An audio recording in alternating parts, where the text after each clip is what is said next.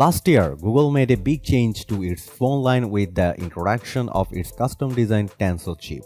By focusing on increased AI and machine learning performance, the company was able to create more advanced apps and features for its handsets without needing help from the cloud.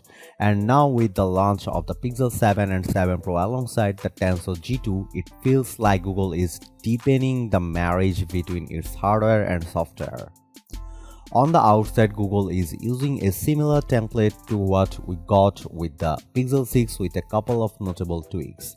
On the Pixel 7, you get a screen made from Gorilla Glass Victus, while in back there's an even more pronounced camera bar that now extends seamlessly from the phone's frame across the width of the device.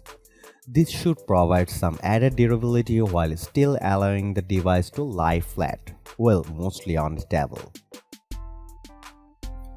As for the Pixel 7 Pro, Google opted for a 6.7-inch 120Hz display. However, I must say it's kind of hard to tell the difference in refresh rates even when you are holding them side by side.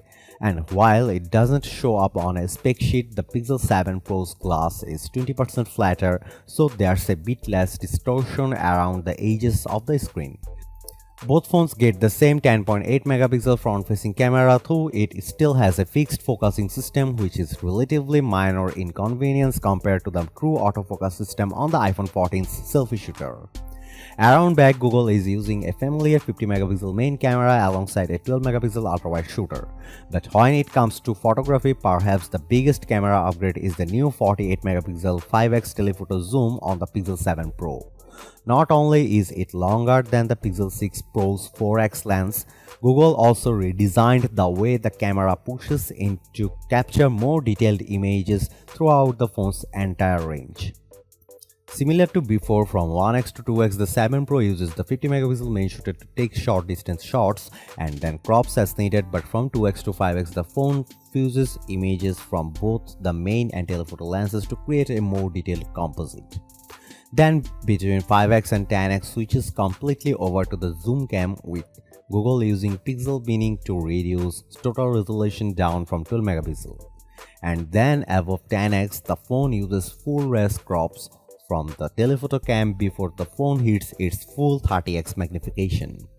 I know this is all extremely techy, but the end result is a much smoother zoom experience across and more detailed shots that look better than anything I have seen from practically any other phone. That said, I am going to want to do some more testing before I make any final judgments.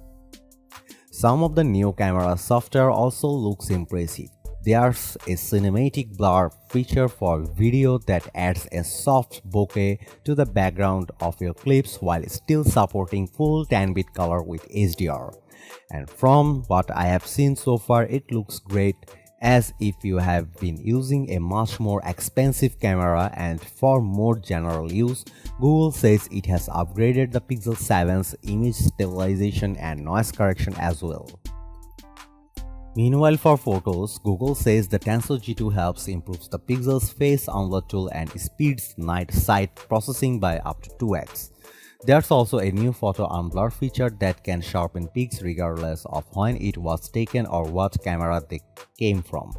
Google says all the processing for photo unblur is done locally on the phone, and in a brief demo, some of the results were so good they were kind of hard to believe.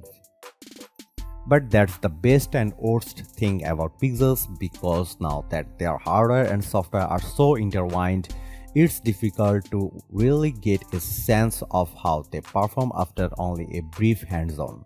And that's before we talk about other more niche features like faster menus for direct my call and the ability to transcribe audio messages into text, which I hear is popular in Europe but less so in the US. Both the Pixel 7 and 7 Pro felt snappy, and the phone's high refresh rate displays made switching between apps feel super smooth. That said, it's still up to Google to avoid any bugs or issues with future software updates like we experienced on the Pixel 6. So for now, what I will say is that I am definitely digging the Pixel 7's tweaked design. Cinematic blur makes videos look great, and as someone who loves telephoto lenses, I can't wait to see what I can do with the 7 Pro's new 5x zoom. And perhaps best of all, with the standard Pixel 7 retaining the $599 starting price, upgrading to Google's latest flagship costs less than its competitors.